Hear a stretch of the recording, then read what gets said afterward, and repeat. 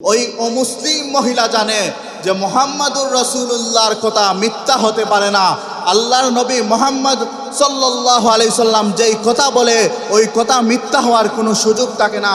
সে ইসলাম গ্রহণ করে নাই, কিন্তু ওই মহিলা যখন শুনছে বিশ্বনবী মুহাম্মাদুর রাসূলুল্লাহ বলেছেন, যারা যাকাত প্রদান করে, যারা মালের 100 ভাগের 2.5 ভাগ আল্লাহর রাস্তায় দান করে দেয়, ওই মালের নিরাপত্তার দায়িত্ব আল্লাহ রব্বুল আলামিন নিয়ে নেন। এই কথা শোনার পরে ওই ইহুদি মহিলা, ওই অমুসলিম মহিলা তার সারা সম্পত্তির হিসাব করে 2.5% আল্লাহ রব্বুল আলামিনের রাস্তায় দান করে দিল। সুবহানাল্লাহ বলবেন না? দান করার পরে আরবের ব্যবসার নিয়ম ছিল, আরবের ব্যবসার জন্য এরা সিরিয়ার মধ্যে যাইত। ওই মহিলার 100টা উট সহ 100টা বাহন সিরিয়ার উদ্দেশ্যে গিয়েছে ব্যবসার জন্য। ব্যবসা থেকে যখন ফিরে আসার সময় হলো, এমন সময় আরবের মধ্যে খবর আসলো, যারা এই ব্যবসার উদ্দেশ্যে সিরিয়ার মধ্যে গিয়েছিলেন, আসার পথে ডাকাত দল সবাইকে লুটপাট করে সবার বাহন রেখে দিছে, মাল রেখে দিছে, এবং মানুষ যারা এদেরকেও আহত নিহত করে ফেলছে। তো এই মহিলার কানে যখন শব্দ আসলো যে সিরিয়া থেকে আসার পথে পথিমধ্যে সবাইকে ডাকাত ধরেছে, মহিলার মাথা গরম হয়ে গেল। মহিলা ঘরের মধ্যে ঢুকলো, ঢুকে তরবারি খুঁজতে গেল যে আজকে আমি তরবারি বের করব, আর তরবারি নিয়ে আমি গিয়ে মুহাম্মদের কল্লা মাথা থেকে দ্বিখণ্ডিত করে দিব। এই মুহাম্মদ বলেছে যারা আল্লাহর রাস্তায় যাকাত দিবে তাদের মাল আল্লাহ তাআলা হেফাজত করবেন। মুহাম্মদের কথা শুনে আমি 2.5% হিসাব করে আল্লাহর রাস্তায় দান করেছি, তাহলে আমার মাল কেন ডাকাত ধরবে, আমার মালের কেন ক্ষতি হবে? এই বলে যখন সে তরবারি খুঁজতে গেল, এমন সময় শোনা যায় যে এর যে 100টা উট আছে, ওই উটগুলা আসতেছে, উটের পায়ের শব্দ শোনা যায়। মহিলা তরবারি নিয়ে যখন বের হয়েছে, বের হয়ে দেখে 100 উট পুরাই 100টা চলে আসছে। উটের সাথে যা মাল ছিল সব মালও চলে আসছে। জুড়ে বলেন সুবহানাল্লাহ। মহিলা ওই বাহিনীর মধ্যে যারা ছিল ডাক দিয়ে বলে, সারা আরবের মধ্যে শুনতে পাইলাম ডাকাতরা ধরেছে, কারো মাল নিয়ে আসতে পারে নাই, কারো বাহন নিয়ে আসতে পারে নাই। তোমরা কিভাবে আমার 100টা উট নিয়ে চলে আসলা? আমার তো একটা উটেরও কোনো ক্ষতি হতে দেখি নাই, আমার তো একটা মালেরও কোনো ক্ষতি হইতে দেখি নাই। ওই কাফেলার যেই জিম্মাদার লোকটা ছিল, ওই লোকটা ডাক দিয়ে বলে, আমরা যখন সিরিয়া থেকে রওনা দিয়েছি আরবের দিকে আসার জন্য, আস্তে আস্তে একটা পর্যায়ে আসার পরে আমাদের সামনে যে রাজা উটটা ছিল, ওই উটটা পায়ের মধ্যে ব্যথা পেয়ে যায়। ব্যথা পাওয়ার কারণে ওই উটটা বসে যায়। যেই মাত্র ওই উটটা বসে যায়, সাথে সাথে আরো 99টা যে উট ছিল এরাও বসে গেছে। কারণ উটের রাজা যেইভাবে যায়, পিছনে সমস্ত উট ওইভাবে যায়। রাজা যদি বসে যায়, পিছনের উটও বসে যায়। সমস্ত উট যখন বসে গেছে, আমার সামর্থ্য নাই সবগুলা উটকে তোলার। উটগুলা ওইখানের মধ্যে বিশ্রাম নিচ্ছে। ওই বিশ্রাম নিতে নিয়ে গিয়ে যে 1 ঘন্টা লেট হয়েছে, 2 ঘন্টা লেট হয়েছে, ওই 2 ঘন্টা 3 ঘন্টা লেট হওয়ার কারণে, বিলম্ব হওয়ার কারণে আমরা যখন রওনা দিয়েছি, তখন ডাকাতরা সবার মাল লুটপাট করে নিয়ে চলে গেছে, এবং আমরা নিরাপদে মক্কার মধ্যে চলে আসছি। আল্লাহ রব্বুল আলামিন আমাদেরকে অত্যন্ত গুরুত্বপূর্ণ মাস দান করেছেন, পবিত্র রমাদানুল মুবারক। এই রমাদানুল মুবারকে যেই ব্যক্তি গুনাহ মাফ করাইতে পারে না, এই ব্যক্তির মতো দুর্ভাগা ব্যক্তি পৃথিবীর জমিনে আর কোথাও নাই। এই রমাদানুল মুবারক আল্লাহ রব্বুল ইজ্জত ওয়াল জালাল দান করেছেন যে আমার বান্দারা 11 মাস শয়তানের পরিচনায় পড়েছে, নফসের পরিচনায় পড়েছে, গুনাহ করেছে, পাপাচার করেছে। আমি আল্লাহ রব্বুল ইজ্জত ওয়াল জালালকে ভুলে গেছে। আমি আমার বান্দাদেরকে ফিরে আসার জন্য, আমার বান্দাদেরকে আমি কাছে নিয়ে আসার জন্য, আমি আমার বান্দাদেরকে জান্নাতে নিয়ে যাওয়ার জন্য আমি এমন একটা মাস দান করে দিলাম, যেই মাসের মাধ্যমে বিগত 11 মাসের গুনাহ আমি মাফ করে দিব। বিগত 11 মাসে সে যে পাপাচার করেছে, সেই পাপাচার থেকে আমি তাকে মুক্ত করে ফেলবো। বিগত 11 মাসে সে আমি আল্লাহ থেকে দূরে সরে গেছে, আমি আল্লাহ তাকে কাছে নিয়ে আসবো। এজন্য আমি আল্লাহ রব্বুল ইজ্জত ওয়াল জালাল রমাদানুল মুবারক দান করেছি। এজন্য আমি আল্লাহ বলেছি যে রমাদান হচ্ছে এমন একটি মাস যে রমাদান ইলা রমাদান বাইনা কাফারাতুল্লাহু, যে এক রমাদান থেকে আরেক রমাদান মধ্যবর্তী যে 11 মাস রয়েছে, এই 11 মাসে বান্দা তুমি আমি আল্লাহকে বলে গেছো, এই 11 মাসে তুমি পাপাচার করেছো, তুমি মিথ্যা কথা বলেছো, তুমি মানুষকে ঠকিয়েছো। এই রমাদানে এসে তুমি আল্লাহকে যখন বলবা আল্লাহ আমি বুঝি নাই, আল্লাহ আমি গুনাহ করেছি, আমি গুনার উপর তওবা করলাম, আমার আল্লাহ বলেন আমি তোমাকে মাফ করে দেব। এই রমাদানুল মুবারকে আল্লাহ রব্বুল ইজ্জত ওয়াল জালাল প্রথম আসমানের মধ্যে এসে ডাকেন, আলা মিন মুস্তাগফিরিন ফাগফির আলা, আমার কোন বান্দা আছো তোমার মাফি লাগবে, আমার কোন বান্দা আছো তুমি গুনাহ করে নিজেকে বরবাদ করে ফেলেছো, আমার কোন বান্দা আছো তুমি গুনাহ করতে করতে জাহান্নামের পথে রওনা দিয়েছো, আমি আল্লাহ তোমাকে ডাকতেছি, তুমি চলে আসো, আমি তোমাকে মাফ করে দেব। ঠিক তেমনিভাবে আল্লাহ বলেন আমার কোন বান্দা আছো তুমি বড় অভাবের মধ্যে আসো, তুমি রিজিকের পেরেশানির মধ্যে আসো, তুমি আমি আল্লাহর দরবারে বলো, আমি আল্লাহ তোমাকে রিজিক দিয়ে দেব। আলা ওয়া কাজা, আলা ওয়া কাজা। এইভাবে তোমার কোন সমস্যা আছে তুমি মানুষকে বলতে পারো নাই, তুমি কারো কাছে চাইতে পারো নাই, তুমি একটাবার আমি আল্লাহর কাছে বলে দেখো, আমি আল্লাহ রব্বুল আলামিন কুদরতি হাতে তোমার সমাধান করে। এই রমাদানুল মুবারকে আল্লাহ রব্বুল আলামিন কুরআনুল কারীম নাজিল করেছেন। শাহরু রমাদান আল্লাযী উনজিলা ফীহিল কুরআন হুদাল লিন-নাসি ওয়া বাইয়িনাতিন মিনাল হুদা ওয়াল ফুরকান। যে আমি এই রমাদানুল মুবারকে কুরআনুল কারীম নাজিল করেছি। কেন কুরআনুল কারীম নাজিল করেছি? হুদাল লিন-নাস, যে আমার সারা পৃথিবীর মধ্যে যত মানুষ আছে সব মানুষের হেদায়েতের জন্য আমি আল্লাহ কুরআন নাজিল করেছি। এই কুরআন শুধু হেদায়েতের জন্য না, এই কুরআন হচ্ছে আমাদের অন্তরে যে ব্যাধি হয়, রোগ সৃষ্টি হয়, এই রোগ দূর করার জন্য আল্লাহ কুরআন নাজিল করেছেন। হুদা ওয়া শিফাউল লিমা ফিস সুদূর, তোমাদেরকে পথ প্রদর্শন করবে, হেদায়েতও দান করবে। তোমাদের অন্তরের মধ্যে যে রোগ হয়েছে, কঠিন ভাইরাস হয়েছে, এই ভাইরাস থেকে শিফা দান করার জন্য আমি আল্লাহ কুরআন নাজিল করেছি। আমাদের বাংলাদেশের খাদ্যের মধ্যে ভেজাল, সবজির মধ্যে ভেজাল, ফুডের মধ্যে ভেজাল, পরিবেশের মধ্যে ভেজাল, environment pollution, sound pollution, air pollution, এরপরে খাবারের মধ্যে বিভিন্ন ধরনের ফরমালিন, এইগুলার কারণে আমাদের দেশের মানুষ বেশি অসুস্থ হয়। কিন্তু উন্নত বিশ্বের যেই দেশগুলা রয়েছে ওই দেশগুলার মধ্যে খাদ্যের মধ্যে ভেজাল কম, জীবনটা নিয়ন্ত্রিত, তারা রুটিন মাফিক জীবন পরিচালনা করে। এয়ার পলিউশন নাই, সাউন্ড পলিউশন নাই, এনভায়রনমেন্ট পলিউশন নাই। তো ওই দেশগুলার মানুষের মধ্যে রোগ ব্যাধি কম, চিকিৎসা সেবা উন্নত। কিন্তু আপনারা লক্ষ্য করলে দেখবেন উন্নত যেই দেশগুলা রয়েছে সেখানে অনেক সুস্থ মানুষ, তার শরীরের মধ্যে কোনো রোগ নাই, কিন্তু সে নিজে নিজেকে আত্মহত্যা দেয়, শর্ট করে নিজেকেই মেরে ফেলে, ফাঁসি দিয়ে নিজেকে মেরে ফেলে। এই যে আত্মহত্যা করে, এটা শারীরিক রোগের কারণে হয়েছে না মানসিক রোগের কারণে হয়েছে? শরীরের মধ্যে রোগ থাকার কারণে হয়েছে না অন্তরের মধ্যে রোগ থাকার কারণে হয়েছে? তো এই যে অন্তরের রোগ, এটা কোথায় থেকে আসে? এই অন্তরের যে রোগ, এই রোগের সমাধানের জন্য আল্লাহ রাব্বুল আলামিন কুরআনুল কারীম নাযিল করেছেন। ওয়াশিফাউল লিমা ফিস সুদূর, যে হে বান্দা, তোমার অন্তরের মধ্যে যে ব্যাধি তৈরি হয়ে যায়, তোমার অন্তরের মধ্যে যে মরিচা পড়ে যায়, গুনাহ করতে করতে তোমার অন্তরটা জ্বলে পুড়ে সারখার হয়ে যায়, এই অন্তরকে পরিষ্কার করার জন্য আমি আল্লাহ রব্বুল ইজ্জত ওয়াল জালাল কুরআনুল কারীম নাযিল করেছি।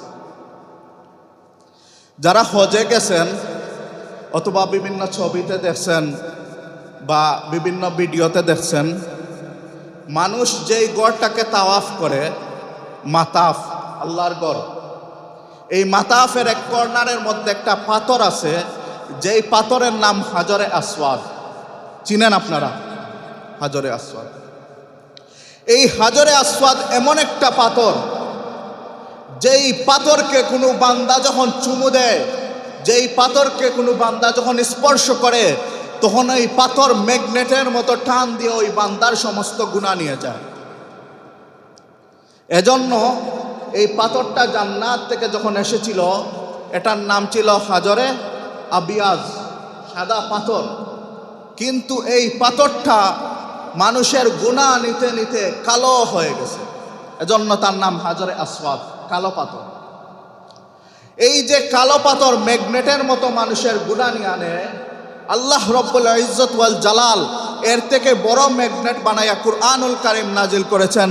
আল্লাহ ঘোষণা করেছেন, আমার যেই বান্দাই কুরআনের স্পর্শে চলে আসবে, আমার যেই বান্দাই কুরআনের কাছে চলে আসবে, আমার যেই বান্দাই কুরআন শুনবে, আমার যেই বান্দাই কুরআন পড়বে, আমি আল্লাহ রব্বুল আলামিন কুরআনকে এই শক্তি দিয়েছি, কুরআনকে এই মুআজিজা দিয়েছি। কুরআন সাথে সাথে এই বান্দার সমস্ত গুনাহ ম্যাগনেটের মধ্যে নিয়ে এই বান্দাকে একদম নিষ্পাপ করে দিবে। সুবহানাল্লাহ। এই যে কুরআনুল কারীমের মুআজিজা, এটা বোঝার জন্য আমি বলি, আল্লামা জুলফিকার আহমদ নকশবন্দি রহমতুল্লাহি আলাইহি উনি কিতাবের মধ্যে লেখেন, আমি ইউরোপ আমেরিকায় বিভিন্ন জায়গায় দ্বীনি নসিহত পেশ করতাম। তো ওই জায়গায় যখন নসিহত পেশ করতাম, এর আগে অথবা পরে বিশ্ববিখ্যাত কারি আল্লামা শেখ আব্দুল বাসিত রাহিমাহুল্লাহ তাআলা কুরআনুল কারীমের তিলাওয়াত করতেন। এই সুবাদে কারি আব্দুল বাসিতের সাথে আল্লামা জুলফিকার আহমদ নকশবন্দি রহমতুল্লাহি আলাইহির একটা বন্ধুত্বপূর্ণ সম্পর্ক হয়ে গেছে। আল্লামা জুলফিকার আহমদ নকশবন্দি রহমতুল্লাহি আলাইহি ওনার কিতাবের মধ্যে লিখেন, একদিন আমিও কারি আব্দুল বাসিত রহমতুল্লাহি আলাইহি আমেরিকার একটা অঞ্চলের মধ্যে একটা সফরের মধ্যে ছিলাম। এমত অবস্থায় কিছু মুসলমান যুবক আমাদের মধ্যে উপস্থিত হয়েছে। উপস্থিত হয়ে আল্লামা আব্দুল বাসিত রহমতুল্লাহি আলাইহিকে বলে, আপনি তো এত মধুর কণ্ঠে কুরআনুল কারীম তিলাওয়াত করেন, আপনার কুরআন তিলাওয়াত শুনে আমাদের হৃদয় উজাড় হয়ে যায়, আমাদের চোখ দিয়ে পানি চলে আসে। হে আব্দুল বাসিত, আমরা আপনার কাছে জানতে চাই, আপনি যে এই কুরআনের দাওয়াত বিশ্বব্যাপী নিয়ে যান, এই কুরআনের কি এমন কোনো মুআজিজা আপনি দেখতে পাইছেন? কারি আব্দুল বাসিত রহমতুল্লাহি আলাইহি জবাব দেন, হে আমার মুসলমান যুবক ভাইরা, একবার নয়, দুইবার নয়, তিনবার নয়, অসংখ্যবার, অগণিতবার আমি আল্লাহর কুরআনের মুআজিজা স্বচক্ষে দেখতে পেয়েছি। মুসলমান যুবকরা কারি আব্দুল বাসিত রহমতুল্লাহি আলাইহিকে বলল, তাহলে আপনি একটা মুআজিজা আমাদেরকে শোনান। কারি আব্দুল বাসিত রহমতুল্লাহি আলাইহি বলেন, মিশরের প্রেসিডেন্ট ছিলেন জামাল আব্দুল নাসের। এই জামাল আব্দুল নাসের 1987 অথবা 88 সালে রাশিয়াতে অনুষ্ঠিত একটা বিশ্ব সম্মেলন হয়েছিল। যেই বিশ্ব সম্মেলনের মধ্যে প্রত্যেক দেশের প্রেসিডেন্টরা উপস্থিত ছিল, অর্থাৎ সকল দেশের শুধু প্রেসিডেন্ট, বাদশাহ, প্রধানমন্ত্রী এদের নিয়ে একটা সম্মেলনের আহ্বান করা হয়েছিল। জামাল আব্দুল নাসির বলেন, আমি মিশরের প্রেসিডেন্ট হিসাবে সেখানে উপস্থিত ছিলাম। সম্মেলন যখন চলতেছিল, এক পর্যায়ে সম্মেলনের বিরতি আসলো। বিরতির সময়ে আমরা চা পান করছিলাম, ড্রিঙ্কস পান করছিলাম, যারা ভিন্ন দেশে আছে এরা মদ পান করতেছিল।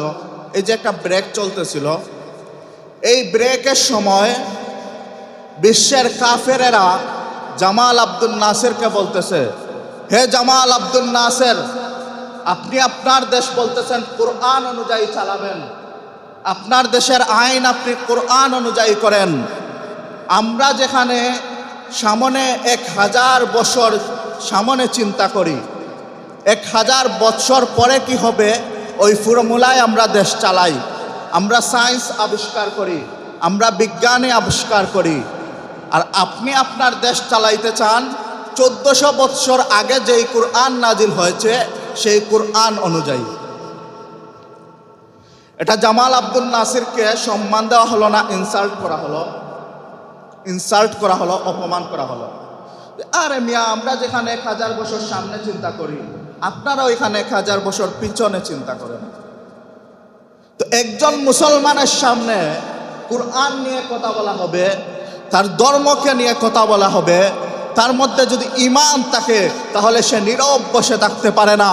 জামাল আব্দুল নাসেরকে যখন এইভাবে আঘাত করা হয়েছে, জামাল আব্দুল নাসের আর বসে থাকতে পারেন নাই। সারা মজলিসের মধ্যে জামাল আব্দুল নাসের দাঁড়িয়ে গেলেন, দাঁড়িয়ে ভাষণ শুরু করলেন, এ বিশ্বের কাফেরেরা, আল্লাহর কুরআন এটা আল্লাহ নাজিল করেছেন, এটা হেদায়েতের জন্য নাজিল করা হয়েছে। এইভাবে জামাল আব্দুল নাসের কুরআনুল কারীম সম্পর্কে দীর্ঘ লম্বা বয়ান পেশ করলেন। তো জামাল আব্দুল নাসের লম্বা বয়ান পেশ করার পরে বললেন, আমি যে বয়ান পেশ করলাম এই বয়ান এখানে উপস্থিত কাফেরদেরকে খুব একটা দৃষ্টি আকর্ষণ করতে পারে নাই। অর্থাৎ যিনি বয়ান করেন ইনি মোটামুটি বুঝতে পারেন যে শ্রোতা আমার কথা বুঝতেছে কি বুঝতেছে না, এটা চেহারা দেখলেই মোটামুটি বোঝা যায়। তো জামাল আব্দুল নাসের বললেন, আমি বয়ান ঠিকই দিয়েছি, কিন্তু আমি নিজেও বুঝতেছি আমার বয়ান এই কাফেরদের অন্তরে আঘাত করে নাই, আমার বয়ানটা তৃপ্তিদায়ক হয় নাই। এই যে জামাল আব্দুল নাসের কুরআন নিয়ে কাফেররা কথা শুনাইছে, এটা সহ্য করতে পারেন নাই, দাঁড়িয়ে বয়ান দিয়েছেন, কিন্তু সেই বয়ান দিয়ে উনি নিজেও তৃপ্তি পান নাই। এই হৃদয়ের মধ্যে কষ্ট নিয়ে উনি উনার দেশের মধ্যে চলে আসলেন। দেশে আসার পরে জামাল আব্দুল নাসের রাত্রে ঘুম আসে না, নামাজের মধ্যে দাঁড়ান, আল্লাহর কাছে দোয়া করেন, রব্বুল ইজ্জত, আমি কাফেরদের সামনে কুরআনের সৌন্দর্য তুলে ধরতে পারি নাই, আমি সুন্দর করে গুছিয়ে কুরআনের কথা বলতে পারি নাই। আপনি আরেকটা বার আমাকে যদি সুযোগ দেন, আরেকটা বার যদি ওই বিশ্বের কাফের মুশরিকদের সামনে আমাকে দাঁড়ানোর সুযোগ দেওয়া হয়, রব্বুল আলামিন আমি চেষ্টা করব কুরআনের প্রকৃত সৌন্দর্য তুলে ধরার জন্য। এইভাবে মনের ব্যথা নিয়ে দীর্ঘদিন যখন জামাল আব্দুল নাসের মুনাজাত করে যান, এমতো অবস্থায় দীর্ঘদিন পরে ওনার কাছে একটা চিঠি আসলো, ইনভাইটেশন লেটার আসলো, আবার রাশিয়ার মধ্যে একটা বিশ্ব সম্মেলন অনুষ্ঠিত হবে। জামাল আব্দুল নাসের যখন এই ইনভাইটেশন পাইলেন, চিঠি পাইলেন, চিঠি পাওয়ার সাথে সাথেই উনি উৎসাহী হয়ে গেলেন। উনি বললেন, না, এইবার আর ভুল করা যাবেন না। উনি সাথে সাথে কারি আব্দুল বাসিতকে খবর দিলেন। কারি আব্দুল বাসিত আসার পরে বললেন, হে কারি আব্দুল বাসিত, আমি রাশিয়াতে একটি বিশ্ব সম্মেলনে যোগ দিব, তুমিও আমার সফর সঙ্গী হিসাবে ওই সম্মেলনে যাবা। কারি আব্দুল বাসিত বলেন, দেশের প্রেসিডেন্টের আদেশ অমান্য করার সুযোগ নাই, ঠিক আছে, আমিও আপনার সাথে যাব। এই সম্মেলনের সময় যখন আসলো, জামাল আব্দুল নাসের কারি আব্দুল বাসিত রহমতুল্লাহি আলাইকে নিয়া ওই রাশিয়ার মধ্যে অনুষ্ঠিত বিশ্ব সম্মেলনের মধ্যে চলে গেলেন। এই বিশ্ব সম্মেলনের মধ্যে যখন চলে গেলেন, অনেক লম্বা ঘটনা, সংক্ষেপে বলতেছি। বিশ্বের কাফেররা, বিভিন্ন দেশের প্রধানমন্ত্রী, প্রেসিডেন্টরা কিভাবে সমাজের মধ্যে শান্তি প্রতিষ্ঠা করা যায়, কিভাবে সমাজের মধ্যে শৃঙ্খলা প্রতিষ্ঠা করা যায়, এই সম্পর্কে ব্রিফিং দিতেছে, বক্তব্য দিতেছে। এই যে এরা শান্তির বাণী শোনায়, এই শান্তির বাণী শোনাই এরা মুসলমানদের উপর বুলেট চালায়, ঠিক কিনা? জুড়ে বলেন। এই যে ফিলিস্তিনে মুসলমানদেরকে মেরে জর্জরিত করা হয়েছে, এটা কি আপনারা মনে করেন বিশ্বের কাফিরদের সাপোর্ট ছাড়া, সমর্থন ছাড়া সক্ষম হয়েছে? কখনোই না। এরা মুখে শোনাবে শান্তির বাণী, আর প্রকৃতপক্ষে এরা চায় দুনিয়ার বুকে যাতে কোনো মুসলমান বেঁচে না থাকুক। তো এরা এই শান্তির বাণী শোনায়। তো এক পর্যায়ে জামাল আব্দুল নাসের প্রোগ্রামের যিনি উপস্থাপক, ওনার কাছে গিয়ে বললেন, আমি আমার একজন বন্ধুকে নিয়ে আসছি, যিনি অনেক ভালো কবিতা আবৃত্তি করতে পারেন, একটা সুযোগ যদি দিতেন তাহলে উনি আপনাদেরকে অল্প সময় কিছু কবিতা আবৃত্তি করে শোনাইবেন। এখন জামাল আব্দুল নাসের উনি একটা দেশের প্রেসিডেন্ট, উনি আবদার রাখছেন, এখন এটা ফালানো যাবে না। আবার ওনার বন্ধুকে যে আবৃত্তির সময়টাও দেয়া হবে, এটা প্রেসিডেন্টদের সম্মেলন, এখানে টাইমটা খুবই গুরুত্বপূর্ণ। তো যেহেতু জামাল আব্দুল নাসের বলেছেন, উপস্থাপক বললেন ঠিক আছে, আপনাকে মাত্র 2 মিনিট সময় দেয়া হবে, এই 2 মিনিটে ছোট্ট করে আবৃত্তি শোনাই ফেলবেন। তো মাইকের মধ্যে যখন ঘোষণা করা হইল এ পর্যায়ে আবৃত্তি করবেন মিশর থেকে আগত মিশরের প্রেসিডেন্ট জামাল আব্দুল নাসেরের বন্ধু কারি আব্দুল বাসিত, আল্লামা কারি আব্দুল বাসিত রহমতুল্লাহ আলাই যখন মাইকের সামনে গেলেন, গিয়ে সারা কাফের সম্প্রদায় উনি কোরআনের কি তিলাওয়াত করবেন আল্লাহ রব্বুল আলমিনের কাছে বললেন যে আল্লাহ রব্বুল আলমিন এমন তিলাওয়াত আমার জবান দিয়ে জারি করে দিও যেই তিলাওয়াতের কারণে সারা কাফের সম্প্রদায়ের হৃদয়ের মধ্যে আঘাত করে দেয়। কারি আব্দুল বাসিত সূরা তাহা তিলাওয়াত করা শুরু করলেন। উনি বলেন আমি তিলাওয়াত শুরু করলাম, এই বয়ে কখন আমাকে বলা হবে সময় শেষ, এই বয়ে বয়ে শুরু করতে করতে আমি 2 রুকু তিলাওয়াত করে ফেললাম। কিভাবে তিলাওয়াত করছেন? যে আমাদের মসজিদে যেভাবে হাফিজ সাহেবরা তিলাওয়াত করেন ওইভাবে? তাহলে ফরজ নামাজে যে এইভাবে তিলাওয়াত করা হয় এইভাবে না, এইভাবে না, তার তিলের সহ তিলাওয়াত করা শুরু করছেন। তাও শুধু তিলাওয়াত না, উনি 7 কিরাতে তিলাওয়াত করছেন, অর্থাৎ 2 রুকু 14 বার পড়া হয়েছে। কয়বার? আমরা যেইভাবে পড়ি 1 কেরাতে, ওইভাবে একবার পড়লেন, আবার সব কিছুরে জের দিয়ে পড়লেন, আবার সব হরফকে জবর দিয়া পড়লেন, ওইভাবে 7টা কেরাত আছে। কারি আব্দুল বাসিত এই 7 কেরাতে 2 রুকুকে মোট 14 বার পড়লেন। সময় লাগছে কি লাগে নাই? সময় লাগছে। কারি আব্দুল বাসিত যখন তিলাওয়াত করতেছেন, জামাল আব্দুল নাসির বলেন আমি যখন তাকাই বিশ্বের বিভিন্ন দেশের প্রেসিডেন্ট কাফের কুফফারের দিকে, আমি দেখতে পাই এদের চোখ দিয়া অনর্গল পানি ঝরতেছে। কারি আব্দুল বাসিত রহমতুল্লাহি আলাইহি যখন তিলাওয়াত শেষ করলেন, ডাক দিয়া বললেন হে বিশ্ববাসী, তোমরা কি বুঝছো আমার বন্ধু কি পাঠ করেছে? তখন কাফেররা বলে না, আমরা তো হচ্ছি ইংরেজের বাসী, আমরা তো ইংরেজ বুঝি, আমরা তো ইংলিশ বুঝি, আমরা তো আরবি বুঝি না, তোমার বন্ধু তো আরবিতে পাঠ করেছে, আমরা বুঝি নাই। জামাল আব্দুল নাসির বলেন তোমরা বুঝো নাই, তাহলে তোমাদের চোখ দিয়ে তো পানি কেন চলে আসছে? কাফেররা ডাক দিয়ে বলে জামাল আব্দুল নাসির, তোমার বন্ধু এমন কবিতা আবৃত্তি করেছে, আমরা জীবনে অনেক কবিতা আবৃত্তি শুনেছি, অনেক গান শুনেছি, যেগুলো আমাদের কানের মধ্যে আসে, আমাদের মনের মধ্যে আনন্দ দেয়, কিন্তু তোমার বন্ধু এমন আবৃত্তি করেছে যেই আবৃত্তি আমরা বুঝি নাই, আমরা আরবি বুঝি না, কিন্তু তোমার বন্ধুর আবৃত্তি আমাদের কানে দিয়ে ঢুকে আমাদের কলিজার মধ্যে আঘাত করেছে। এটাই হচ্ছে আল্লাহর কোরআন। এভাবে কোরআনের অসংখ্য অগণিত মুআজিজা রয়েছে, এইগুলা যদি আলোচনা করতে যায় তাহলে সম্পূর্ণ রমাদানুল মুবারক শেষ হয়ে যাবে, কোরআনের আলোচনা শেষ হবে না। এজন্য আল্লাহ রব্বুল আলামিন আমাদের সকলকে কোরআনের সংস্পর্শে আসার তৌফিক দান করুন, কোরআন অনুযায়ী জীবন গঠন করার তৌফিক দান করুন। সকলে বলুন আমিন। ভূমিকা স্বরূপ এই কথা বললাম, আজকে যেই আলোচনা করব, যে আয়াতে কালেমা তিলাওয়াত করেছি কুরআনুল কারীমের সূরা তাওবার 134 এবং 35 নম্বর আয়াত, এই আয়াতের মধ্যে আল্লাহ রব্বুল আলামিন যাকাত সম্পর্কে বলেছেন। যাকাত হচ্ছে ইসলামের 5টা স্তম্ভের একটা স্তম্ভ। এই যাকাত সম্পর্কে কয়েক বছর আলোচনা করা যাবে, তো এখানে অল্প সময়ে যাকাতের খুব বেশি আলোচনা করা যাবে না, কিন্তু শুধু শিরোনামগুলা বলবো যাতে আপনারা যাকাতের বেসিক জ্ঞানটা বা যাকাত সম্পর্কে বেসিক জিনিসটা জানতে পারেন। যাকাত কি? যাকাত শব্দের অর্থ হচ্ছে পরিশুদ্ধ করা, পবিত্র করা।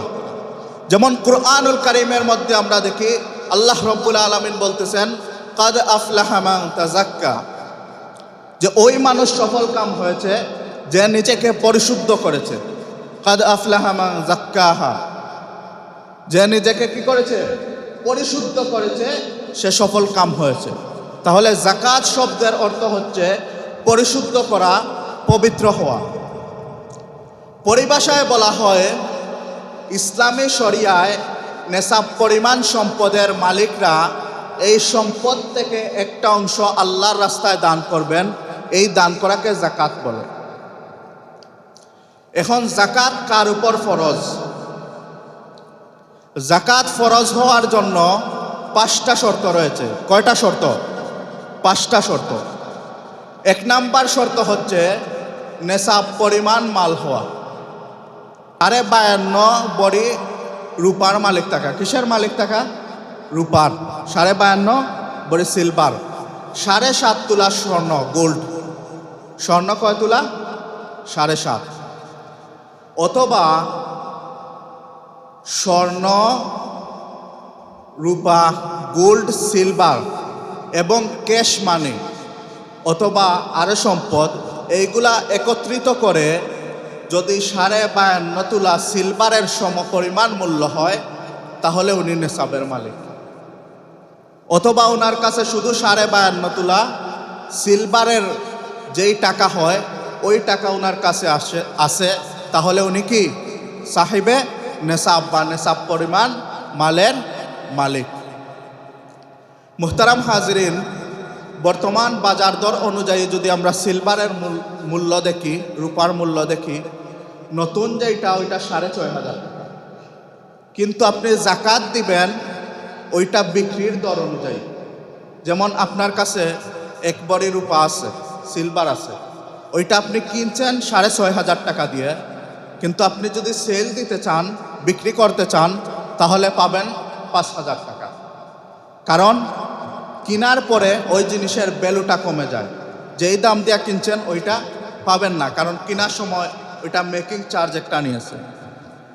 তো ওইভাবে যদি 52.5 তোলা সিলভার আপনার কাছে থেকে থাকে, আমরা যদি ক্যালকুলেটর করি, মোটামুটি ধরা যায় 2.5 লক্ষর উপরে কিছু টাকা হবে। এই পরিমাণ টাকা যদি কারো কাছে থাকে এবং এই টাকাটা 1 বছর অতিক্রম করে, কতদিন অতিক্রম করে? অর্থাৎ আপনার কাছে আজকে 10 লক্ষ টাকা আসলো, কিন্তু আগামী রমাদানুল মুবারকের 10 তারিখ গিয়ে দেখলেন আপনার কাছে কোনো টাকা নাই বা 1 লক্ষ টাকা আছে, তখন আপনার উপর যাকাত ফরজ হয় নাই, আপনি যাকাত দেয়া লাগবে না। কিন্তু আজকে 9 রমাদান, আপনার কাছে 10 লক্ষ টাকা আছে, আগামী বছর 9 রমাদান গিয়ে দেখলেন আপনার কাছে টাকা 15 লক্ষ হয়ে গেছে। কয় লক্ষ হয়েছে? 15 লক্ষ। এই যে মধ্যবর্তী সময়, এই সময়ে কখনো আপনার কাছে টাকা 5 লাখে আসছে, 7 লাখে আসছে, 9 লাখে আসছে, কিন্তু বছর শেষে আপনি যখন হিসাবের মধ্যে বসছেন আপনার কাছে 15 লক্ষ টাকা আছে, তখন আপনি ওই টাকা থেকে 40% 1% অথবা 100%-এর 2.5%, 2.5% আল্লাহর রাস্তায় দান করবেন। এটাকে কি বলে? যাকাত বলে। এই যাকাত এমন একটা বিধান, এই দান করা, আল্লাহর রাস্তায় সাদাকা করা এমন একটা উপকারী বিধান, প্রত্যেক ধর্ম যাকাত দান করাকে, ডোনেশন করাকে বিশেষ গুরুত্ব দিয়েছে। আপনি হিন্দু ধর্মের মধ্যে যান, দান করার গুরুত্ব আছে। খ্রিস্টান ধর্মের মধ্যে যান, আরও বিভিন্ন ধর্ম আছে, প্রত্যেক ধর্মের মধ্যে দান করার জন্য উৎসাহিত করা হয়েছে। কিন্তু ইসলাম এখানে দান করাকে উৎসাহী করে নাই, ইসলাম বরং ফরজ বিধান বানিয়েছে। শুধু ফরজ বিধান না, ইসলাম এটা ইসলামের মৌলিক যে 5টা ভিত্তি আছে এর মধ্যে একটা ভিত্তি বানিয়ে দিয়েছে। এই যাকাত দ্বারা কি হয়? যাকাত দ্বারা মাল পবিত্র হয়। এই যাকাত দ্বারা মালের নিরাপত্তা নিশ্চিত হয়। এই যে যারা আল্লাহর রাস্তায় দান করেন, বিশ্বনবী সাল্লাল্লাহু আলাইহি ওয়াসাল্লাম বলেন, কাল কিয়ামতের ময়দানে এরা যখন সওয়াব দেখবেন, নেকি দেখবেন, ওনারা অবাক হয়ে যাবেন। আল্লাহ রব্বুল আলামিন বলবেন, এই নাও তোমাদের পূর্ণ, এই নাও তোমাদের আমল নামা।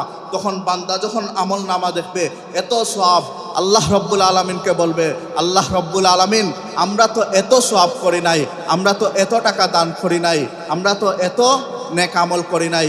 বান্দার মনে আসবে, দুনিয়ার মধ্যে পাপ করেছি, দুনিয়ার মধ্যে মিথ্যা বলেছি, দুনিয়ার মধ্যে মানুষকে ঠকাইছি, কিন্তু আজকে কিয়ামতের ময়দানে হয়তো আল্লাহ পরীক্ষা করার জন্য অন্যজনের আমল নামা আমার কাছে দিয়া দিছেন। এখন যদি আমরা মিথ্যা বলি তাহলে তো ধরা খেয়ে যাব। সুতরাং আল্লাহ রব্বুল আলামিন এই আমল নামা আমার না। আল্লাহ রব্বুল আলামিন ঘোষণা দিবেন, হে বান্দা তুমি যে আমার রাস্তায় দান করেছিলা, ওইগুলারে আমি কত ধরনের বৃদ্ধি করতে করতে তোমার আমল নামা আজকে নেকি দ্বারা পূর্ণ হয়ে গেছে। যাকাত দ্বারা মাল কিভাবে পরিশুদ্ধ হয় বুঝার জন্য বিশ্বনবী মুহাম্মদুর রাসূলুল্লাহ সাল্লাল্লাহু আলাইহি সাল্লাম যখন বললেন, হে আমার উম্মত, তোমরা যখন আল্লাহর রাস্তায় দান সদকা করবা, আল্লাহ রব্বুল ইজ্জত ওয়াল জালাল তোমাদের মালকে নিরাপত্তা দান করবেন, তোমাদের মালকে পবিত্র করে দিবেন। আল্লাহ রব্বুল আলামিন কুরআনুল কারীমের মধ্যে আয়াত নাজিল করলেন, খুয মিন আমওয়ালিহিম সাদাকা তুতাহহিরুহুম ওয়া তুযাক্কিহিম বিহা ওয়া সাল্লি আলাইহিম ইন্না সলাতাকা সাকানুল লাহুম। আল্লাহ রব্বুল আলামিন বলেন, ওগো আমার পয়গাম্বর, ওগো বিশ্ব নবী, আপনি আপনার উম্মতের কাছ থেকে সাদাকা গ্রহণ করুন, আপনি আপনার উম্মতের কাছ থেকে যাকাত আদায় করুন। কেন আদায় করবেন? আল্লাহ রব্বুল আলামিন বলে দেন, তুতাহহিরুহুম ওয়া তুযাক্কিহিম, কারণ আপনি তাদেরকে পবিত্র করবেন, আপনি তাদেরকে পরিশুদ্ধ করবেন। এরপরে আমার আল্লাহ রব্বুল আলামিন বলেন, ওয়া সাল্লি আলাইহিম, ওগো নবীজি আপনি আপনার উম্মতের জন্য প্রার্থনা করুন। আপনি প্রার্থনা করলে কি হবে? ইন্না সলাতাকা সাকানুল লাহুম, আমার আল্লাহ ঘোষণা করে দেন, ওগো নবী আপনার মুনাজাত আপনার উম্মতের জন্য স্বস্তির কারণ হয়ে যাবে। তো আল্লাহর রাসূল যখন ঘোষণা দিলেন যাকাত আদায় করলে মালের নিরাপত্তা হয়, মাল পবিত্র হয়ে যায়, এমতো অবস্থায় আরবের মধ্যে একজন অমুসলিম মহিলা ছিলেন। তো অমুসলিম মহিলার উপর যাকাত ফরজ। কি বলেন আপনারা? অমুসলিমের উপর যাকাত ফরজ না, যাকাত মুসলমানদের উপর ফরজ। কিন্তু ওই অমুসলিম মহিলা জানে যে মুহাম্মাদুর রাসূলুল্লাহর কথা মিথ্যা হতে পারে না। আল্লাহর নবী মুহাম্মদ সাল্লাল্লাহু আলাইহি সাল্লাম যেই কথা বলে ওই কথা মিথ্যা হওয়ার কোনো সুযোগ থাকে না। সে ইসলাম গ্রহণ করে নাই, কিন্তু ওই মহিলা যখন শুনছে বিশ্বনবী মুহাম্মদুর রাসূলুল্লাহ বলেছেন, যারা যাকাত প্রদান করে, যারা মালের 100 ভাগের 2.5 ভাগ আল্লাহর রাস্তায় দান করে দেয়, ওই মালের নিরাপত্তার দায়িত্ব আল্লাহ রব্বুল আলামিন নিয়ে নেন। এই কথা শোনার পরে ওই ইহুদি মহিলা, ওই অমুসলিম মহিলা তার সারা সম্পত্তির হিসাব করে 2.5% আল্লাহ রব্বুল আলামিনের রাস্তায় দান করে দিল। সুবহানাল্লাহ বলবেন না? দান করার পরে আরবের ব্যবসার নিয়ম ছিল, আরবের ব্যবসার জন্য এরা সিরিয়ার মধ্যে যাইত। ওই মহিলার 100টা উট সহ 100টা বাহন সিরিয়ার উদ্দেশ্যে গিয়েছে ব্যবসার জন্য। ব্যবসা থেকে যখন ফিরে আসার সময় হলো, এমন সময় আরবের মধ্যে খবর আসলো, যারা এই ব্যবসার উদ্দেশ্যে সিরিয়ার মধ্যে গিয়েছিলেন, আসার পথে ডাকাত দল সবাইকে লুটপাট করে সবার বাহন রেখে দিছে, মাল রেখে দিছে, এবং মানুষ যারা এদেরকেও আহত নিহত করে ফেলছে। তো এই মহিলার কানে যখন শব্দ আসলো যে সিরিয়া থেকে আসার পথে পথিমধ্যে সবাইকে ডাকাত ধরেছে, মহিলার মাথা গরম হয়ে গেল। মহিলা ঘরের মধ্যে ঢুকলো, ঢুকে তরবারি খুঁজতে গেল যে আজকে আমি তরবারি বের করব, আর তরবারি নিয়ে আমি গিয়ে মুহাম্মদের কল্লা মাথা থেকে দ্বিখণ্ডিত করে দিব। এই মুহাম্মদ বলেছে যারা আল্লাহর রাস্তায় যাকাত দিবে তাদের মাল আল্লাহ তাআলা হেফাজত করবেন। মুহাম্মদের কথা শুনে আমি 2.5% হিসাব করে আল্লাহর রাস্তায় দান করেছি, তাহলে আমার মাল কেন ডাকাত ধরবে, আমার মালের কেন ক্ষতি হবে? এই বলে যখন সে তরবারি খুঁজতে গেল, এমন সময় শোনা যায় যে এর যে 100টা উট আছে, ওই উটগুলা আসতেছে, উটের পায়ের শব্দ শোনা যায়।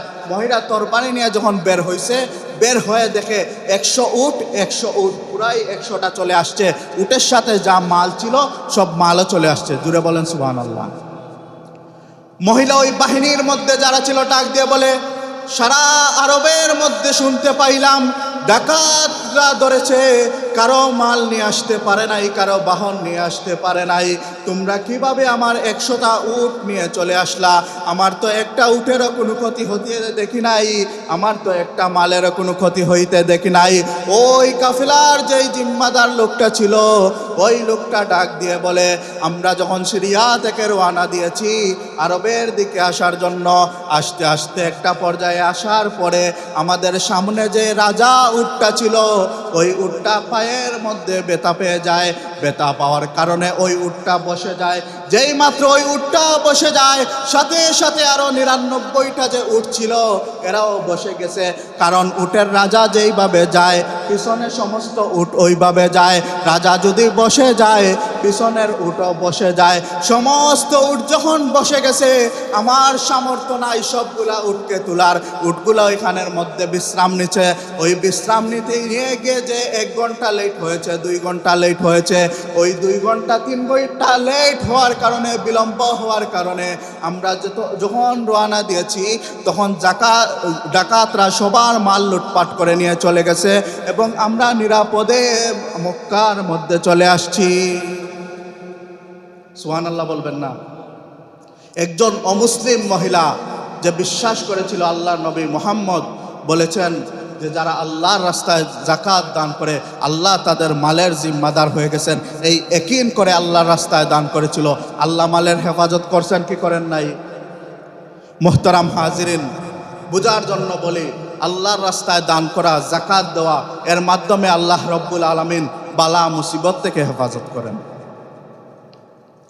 আপনার উপর একটা মুসিবত লেখা হয়ে গেছে, যেমন আপনার একটা বড় রোগ হয়ে যাবে, অথবা আপনি একটা অ্যাক্সিডেন্ট করে ফেলবেন, অথবা আপনার একটা মাল কেউ নিয়ে নেবে, যে কোনো ধরনের হোক, যেটা আপনার উপর লেখা হয়ে গেছে।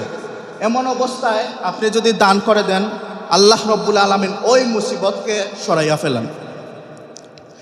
বুঝার জন্য বলি, আল্লাহর পয়গম্বর হযরতে সাইয়্যিদিনা সুলাইমান আলাইহিস সালাতু ওয়াস সালাম, যিনি শুধু মানুষের বাদশা ছিলেন না, যিনি শুধু মানুষের বাদশা ছিলেন না, উনার ভাষা জিনেরাও বুঝত, উনার ভাষা সমুদ্রের মাছেরাও বুঝত, উনার কথা পিপিলিকারাও বুঝত।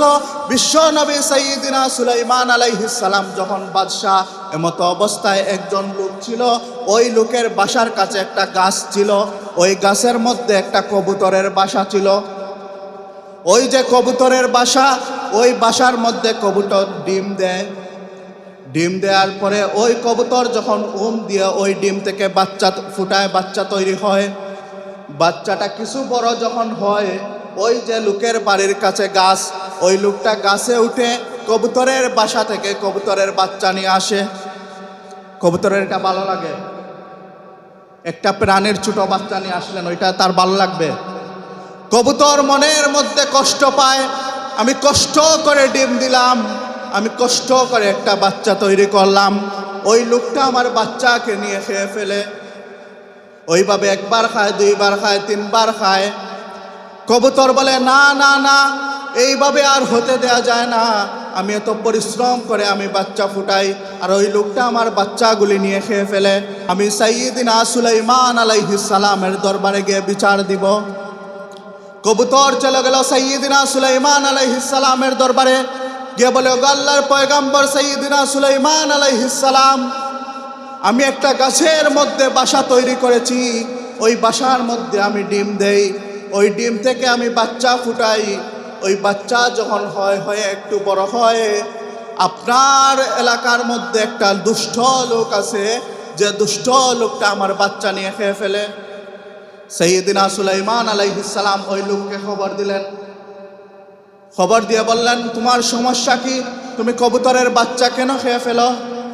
তোমাকে আজকে ওয়ার্নিং দিয়ে দেওয়া হলো, তুমি যদি কবুতরের বাচ্চা আবার খাও তাহলে তোমাকে কঠিন শাস্তির মুখোমুখি করা হবে। সুলাইমান আলাইহিস সালামের দরবার থেকে যখন চলে আসলো, আরো কিছুদিন চলে গেল, কবুতর আবার ডিম দিল, আবার বাচ্চা দিল। যখন আবার বাচ্চা দিচ্ছে তখন ওই লোকের স্ত্রী বলে, কি মিয়া কি হইল, কবুতর তো বাচ্চা দিছে, বাকবাকুম শব্দ শোনা যায়, তাইলে ওইটা নিয়ে আসো, রান্না করে খেয়ে ফেলি। ওই লোকটা বলে, না না, পয়গম্বর সুলাইমান আলাইহিস সালাম নিষেধ দিয়েছেন, ওইটা করা যাবে না। ওই মহিলার স্বামীকে প্রেসার দেয় যে সুলাইমান আলাইহিস সালাম দেখবে না, তুমি ওই বাচ্চাটাকে নিয়ে আসো। স্ত্রীর প্ররোচনায় পড়ে ওই লোকটা আবার বাচ্চাকে নিয়ে আসছে। আবার যখন বাচ্চাকে খেয়ে ফেলছে, কবুতর রাগান্বিত অবস্থায় আবার সাইয়্যিদনা সুলাইমান আলাইহিস সালামের দরবারে উপস্থিত।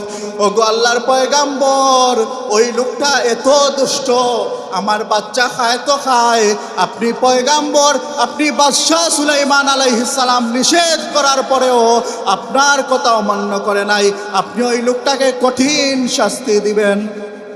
সুলাইমান আলাইহিস সালাম যখন শুনলেন ওই লোকটা তো কবুতরের বাচ্চা খায়, একটা অপরাধ করে আমি পয়গাম্বর সুলাইমান বললাম তুমি খাইবা না, আমার কথাকে অমান্য করেছে, না না, ওই লোকটাকে ছাড়া যাবে না। সুলাইমান আলাইহিস সালাম মাশরিক থেকে একটা জিনকে খবর দিলেন, মাগরিব থেকে একটা জিনকে খবর দিলেন, পূর্ব দিগন্তের একটা জিন, পশ্চিম দিগন্তের একটা জিন, দুইটা জিনকে বললেন তোমরা ওই গাছের মধ্যে পাহারা দিবা। ওই কবুতর যখন আবার ডিম দিবে, আবার বাচ্চা ফুটাইবে, যখন বাচ্চা ফুটানোর পরে ওই দুষ্ট লোকটা গাছের মধ্যে উঠবে, তোমরা দুই জিন ধরে ওই লোকটাকে এমনভাবে টান দিবা, একটা অংশ মাশরিকের মধ্যে নিয়ে যাইবা, আর একটা অংশ মাগরিবের মধ্যে নিয়ে যাইবা। জিনের এই সামর্থ্য আছে। আবার যখন কবুতর ডিম দিল, ডিম দেওয়ার পরে কবুতরের মনের মধ্যে একটা ভাব আসলো, এইবার তুমি আসো, মজা টের পাইবা। কবুতর তো দেখতেছে কি শক্তিশালী দুইটা জিন, একটা পূর্ব দিগন্ত আর একটা পশ্চিম দিগন্ত থেকে আসছে। কবুতর খুবই আনন্দ নিয়ে ডিম পারছে। ডিম পারার পরে ওইটার মধ্যে দিছে। দেওয়ার পরে যখন বাচ্চাটা হওয়ার পরে আরও কিছুদিন গেছে, কবুতর যখন বাচ্চা হওয়ার পরে দেখবেন একটা ডাক ডাকে। যারা কবুতর পালেন বা দেখছেন, একটা ডাক, তখন ওই ডাক যখন শুনে, ডাক শোনার পরে ওই লোক তো উঠতে যায়, কিন্তু সুলাইমান আলাইহিস সালামের নিষেধ, উঠতে পারে না। কিন্তু ওর স্ত্রী ওই যে কবুতর খাইয়া মুখের মধ্যে স্বাদ লেগে রয়েছে, এখন ডাক শোনার পরে জিহ্বা দিয়া লব চলে আসে, এই লোকটাকে আর কন্ট্রোল করতে পারে নাই, বিভিন্ন ধরনের প্ররোচনা দিয়ে স্বামীকে আবার রাজি করছে গাছে উঠানোর জন্য। এইবার যদি মিয়াবাই গাছের মধ্যে উঠেন তাহলে কি অবস্থা হবে? যাই হোক, স্ত্রীর প্ররোচনা শুনতে শুনতে আর কবুতরের ডাক শুনতে শুনতে লোককে আর কন্ট্রোল করা গেল না। ওই লোকটা যখন রেডি হয়ে গাছের মধ্যে উঠবে, এমতো অবস্থায় একজন ভিখারি আসলো। কি আসলো? ভিখারি আসলো। ভিখারি এসে বলল যে আমি 2 দিন থেকে অনাহারে আসছি, আমার কাছে কোনো খাবার নাই, আমার কাছে কোনো টাকা নাই, আল্লাহর ওয়াস্তে আমাকে কিছু সাহায্য করুন। যেইভাবে বলল, ওই লোকটা ভিতরে গিয়ে স্ত্রীকে বলল, একজন লোক আসছে অসহায়, দেখে মনে হচ্ছে বড় অসহায়, ঘরে কি কিছু আছে দেওয়ার মতো? ওই লোকের স্ত্রী ডাক দিয়ে বলে, ঘরে তো তেমন কিছু নাই, মাত্র 2টা রুটি আছে, একটা আপনি খাবেন আর একটা আমি খাবো। ওই লোকটা ডাক দিয়া বলে, আমার স্ত্রী, একটা কাজ করো, 2টা রুটি থেকে একটা রুটি আল্লাহর রাস্তায় দিয়া দেই, আর একটা রুটিকে আমরা স্বামী স্ত্রী 2 জন ভাগ করে খেয়ে ফেলবো। ওই কথা বলার পরে স্ত্রী একটা রুটি দিয়া দিল, ওই ব্যক্তি একটা রুটি ওই মিসকিনকে দিয়া দিলেন। মিসকিনকে দিয়া যখন গাছের মধ্যে উঠলেন, উঠার পরে কবুতরের বাচ্চা আবার ধরে নিয়ে আসলেন, এসে রান্না বান্না করে খেয়ে ফেললেন। কবুতর রাগান্বিত অবস্থায় আবার সাইয়্যিদিনা সুলাইমান আলাইহিস সালামের দরবারে উপস্থিত হলো। ওগো আল্লাহর পয়গাম্বর, আপনি মাগরিব থেকে একজন জিন নিযুক্ত করেছেন, মাশরিক থেকে একজন জিন নিযুক্ত করেছেন, কিন্তু এই 2টা জিন এত বড় হারামজাদা, এরা প্রত্যেকটা সময় গাছের মধ্যে ছিল, কিন্তু ওই লোকটা যখন গাছে উঠছে, ঠিক গাছে উঠার মুহূর্তে 2টা 2 দিকে উধাও হয়ে গেছে। সুলাইমান আলাইহিস সালাম রাগান্বিত হয়ে গেলেন, ওই লোকটা তো কথা শুনে না, আমি জিনকে নিযুক্ত করলাম, ওই জিনগুলাও হারামজাদা, এরাও সময় মতো কাজ করলো না, যাও জিনগুলাকে ধরে নিয়ে আসো। অন্য জিনগুলা যখন ওই 2টা জিনকে নিয়ে আসলো, জিনগুলা কাঁপতে কাঁপতে সাইয়্যিদিনা সুলাইমান আলাইহিস সালামের দরবারে উপস্থিত হয়ে গেল। সুলাইমান আলাইহিস সালাম বলেন যে তোমাদেরকে আমি নিযুক্ত করলাম, ওই লোকটা যখন গাছে উঠবে, লোকটাকে ধরে এমনভাবে 2 জন 2 দিকে টান দিবা, যেমন একটা অংশ পূর্ব দিকে চলে যায়, একটা অংশ পশ্চিম দিকে চলে যায়, কিন্তু যেই মুহূর্তে ওই লোকটা গাছে উঠবে তোমরা ওই মুহূর্তে চলে গেলা, কি কারণ, কি জন্য তোমরা আমার আদেশ অমান্য করলা? বয়ে বয়ে জিন দুইটা বলে, আপনি বলেছেন আমরা আপনার দায়িত্ব পালন করার জন্য ওইখানের মধ্যে আমরা দাঁড়িয়েছিলাম, কিন্তু ওই লোকটা যখন গাছে উঠবে এমতো অবস্থায় আল্লাহ রব্বুল আলামিন দুইজন ফেরেশতা পাঠাইছেন, যেই ফেরেশতাদের শক্তি আমাদের থেকে 1000 গুণ বেশি। আমাদের গাড়ের মধ্যে ধরছেন, ধরে আমাদেরকে যখন ফিক্কা পালাইছেন আমরা পূর্ব দিগন্তে গিয়ে পড়ছি, আমরা পশ্চিম দিগন্তে গিয়ে পড়ছি। সুলাইমান আলাইহিস সালাম বলেন, কোন কারণে তোমাদেরকে ফেরেশতা পাঠাইছেন? তখন ওই জিন বলে, যখন ওই লোকটা গাছে উঠবে এমতো অবস্থায় দেখেছি একজন মিসকিন ওই যুবকের বাসায় আসছে। যখন ওই যুবকের বাসায় আসছে, ওই যুবক মিসকিনকে একটা রুটি দান করেছে, এরপরে রাস্তায় এসেছে। সাইয়্যিদিনা সুলাইমান আলাইহিস সালাম বলেছেন, তাহলে ঠিক আছে, কোনো ব্যক্তি যখন আল্লাহর সন্তুষ্টির জন্য আল্লাহর রাস্তায় কোনো দান করে, আল্লাহ রব্বুল আলামিন ওই ব্যক্তির হেফাজতের জিম্মাদার হয়ে যায়। এটাই হচ্ছে সাদাকা। মুহতারাম হাজিরিন, সময় শেষ হয়ে গেছে, সংক্ষেপে আমি শিরোনাম বলি। এই যে আল্লাহ রব্বুল আলামিন যাকাত ফরজ করেছেন, সবার উপরে ফরজ করেন নাই। আল্লাহ সবার উপরে ফরজ করেন নাই। আপনার কাছে যদি সম্পদ থাকে, তাও একদিন না, এক মাস না, পূর্ণ 1 বৎসর যদি আপনার কাছে সম্পদ থাকে, তাহলে ওই সম্পদের পুরাটা না, কতটুকু দিতে হবে? 2.5% আল্লাহর রাস্তায় দিতে হবে। মুহতারাম হাজিরিন, এই যে আপনি দান করবেন, এটাও আপনার পূর্ণ সম্পদের না। সব সম্পদের জাকাত আসে না। আপনার যে বাড়ি আছে, আপনার বাড়ির জাকাত আসবে না। আপনার যে ফার্নিচার আছে, এটার জাকাত আসবে না। আপনার ব্যবহারের যে কাপড় আছে, ওইটার জাকাত আসবে না। আপনার ব্যবহারের যে গাড়ি আছে, এইটার জাকাত আসবে না। মুহতারাম হাজিরিন, আপনার ব্যবসা প্রতিষ্ঠানের জন্য আপনি যে দোকান ক্রয় করেছেন, ওই দোকান ক্রয়ের জাকাত আসবে না। ওই দোকানের মধ্যে যে ফার্নিচার আসে, ওইটার জাকাত আসবে না। জাকাত শুধু আসবে আপনার দোকানে যে বিক্রয়ের উপযোগী যেই পণ্য আছে, ওই পণ্যের উপর জাকাত আসবে। মুহতারাম হাজিরিন, এরপরে ফসলের জাকাত আছে, এটাকে উশুর বলা হয়। অর্থাৎ আপনার যদি ফসল থাকে, ওই ফসল আপনি চাষ করলেন, ওইটা যদি আপনি সম্পূর্ণ বৃষ্টির পানি দ্বারা চাষ করেন, তাহলে আপনি 10 ভাগের 1 ভাগ আল্লাহর রাস্তায় দিবেন। কয় ভাগ? 10 ভাগের 1 ভাগ। ওইটা যদি আপনার নিজের পানি দিয়ে চাষ করেন, তাহলে আপনি নিসফে উশুর দিবেন। কয় ভাগ? 10 ভাগের 20 ভাগের 1 ভাগ। আর ওইটা যদি কিছু বৃষ্টির পানি আর কিছু আপনার নিজের পানি উভয়টা মিলে চাষ করেন, তাহলে কত পার্সেন্ট দিবেন? 7.5%। মুহতারাম হাজিরিন, এই জাকাত কাদেরকে দেওয়া হবে? আল্লাহ রব্বুল আলামিন কুরআনুল কারীমের মধ্যে বলেছেন, ফকিরদেরকে জাকাত দেওয়া হবে। ফকির কাদেরকে বলা হয়? ফকির বলা হয় মান লাহু শাইউন লা ইয়াকফি। ওই ব্যক্তিকে ফকির বলা হয় যার কাছে জিনিস রয়েছে, যার কাছে খাবার কিছু আছে, যার কাছে কাপড় আছে, কিন্তু যেই খাবার আছে ওই খাবারটা তার জন্য যথেষ্ট না। অর্থাৎ তার খাবারের 30 দিনের খাবারের প্রয়োজন, তার কাছে 25 দিনের খাবার আছে, বাকি 5টা দিন সে কষ্ট করে কাটায়। তার পরার কাপড় আছে, কিন্তু এটা তার জন্য উপযুক্ত না। ওই ধরনের লোককে ফকির বলে। মিসকিনদেরকে আপনারা জাকাত দিবেন। মিসকিন ওই ব্যক্তিকে বলা হয় লাইসা লাহু শাইউন, যেই ব্যক্তির কাছে কোনো কিছুই নাই। এরপরে কাদেরকে জাকাত দিবেন? ওয়াল আমিলিনা আলাইহা, যেই লোকেরা যদি সরকারি রাষ্ট্র থাকে, ওই রাষ্ট্রের জাকাত ফান্ডে কার্যক্রমে নিয়োগ থাকেন, তাদেরকে জাকাতের ফান্ড থেকে বেতন দেওয়া যায়। ওয়াল আমিলিনা আলাইহা, আল্লাহ রাব্বুল আলামিন বলেন। এরপরে কাদেরকে জাকাত দিবেন? কোনো অমুসলিম ইসলামের প্রতি আকৃষ্ট, আপনার যদি মনে হয় তাকে যদি আমি জাকাত দেই, তাহলে সে জাকাতের সৌন্দর্য দেখে, জাকাতের গুরুত্ব দেখে ইসলামের দিকে আসবে, তাহলে ওই ধরনের অমুসলিমকে আপনি জাকাত দিতে পারবেন। আপনি দাস মুক্তির জন্য জাকাত দিতে পারবেন। বর্তমানে তো দাস মুক্তির সুযোগ নাই। এখন যদি অন্যায়ভাবে কাউকে জেলে ধরে বন্দি করা হয়েছে, কারাগারের মধ্যে আছে, আমরা দেখেছি না বিগত সময়ে কত আলিম উলামাকে অন্যায়ভাবে জেলের মধ্যে নেওয়া হয়েছে। এই যে এদের মুক্তির জন্য উকিল খরচ আছে, কোর্টের খরচ আছে, ওই ফান্ডে আপনি জাকাত ব্যয় করতে পারবেন। আপনি ঋণগ্রস্ত ব্যক্তিকে জাকাত দিতে পারবেন। কাকে? ঋণগ্রস্ত ব্যক্তিকে। কিন্তু ঋণটা হতে হবে নিত্য প্রয়োজনের জন্য। কেউ ব্যবসার মধ্যে লস করেছে, এজন্য সে ঋণগ্রস্ত হয়েছে, অথবা সে খাবার খাওয়ার জন্য ঋণ হয়েছে। এখন যদি কেউ বিলাসিতা করার জন্য ঋণ করে, তাকে জাকাত দেওয়া যাবে? এই যদি সুযোগ থাকে তাহলে আমাদের দেশে যে সমস্ত শিল্পপতি আছে এদেরকেই জাকাত দিতে হবে। কারণ এদের সম্পদ যদি 1000 কোটি টাকা থাকে তাহলে এরা ঋণ আছে 1200 কোটি টাকা। মিথ্যা বললাম, এটাই হচ্ছে বাস্তব। কিন্তু এদেরকে জাকাত দেওয়া যাবে না। জাকাত দিতে হবে যে ঋণ করছে তার প্রয়োজনের জন্য, খাবার খাওয়ার জন্য। এখন আপনি লাম্বরগিনি গাড়ি কেনার জন্য, BMW কেনার জন্য কোটি টাকা ঋণ করলেন আর বললেন আমি ঋণগ্রস্ত, আমাকে জাকাত দাও, এটা হবে? এই সুযোগ নাই। আর কাদেরকে জাকাত দেওয়া যাবে? যে যারা আল্লাহর রাস্তায় আছে, আল্লাহর রাস্তায় জিহাদের মধ্যে আছে। আর কাদেরকে জাকাত দেওয়া যাবে? যারা সফরের মধ্যে আছে।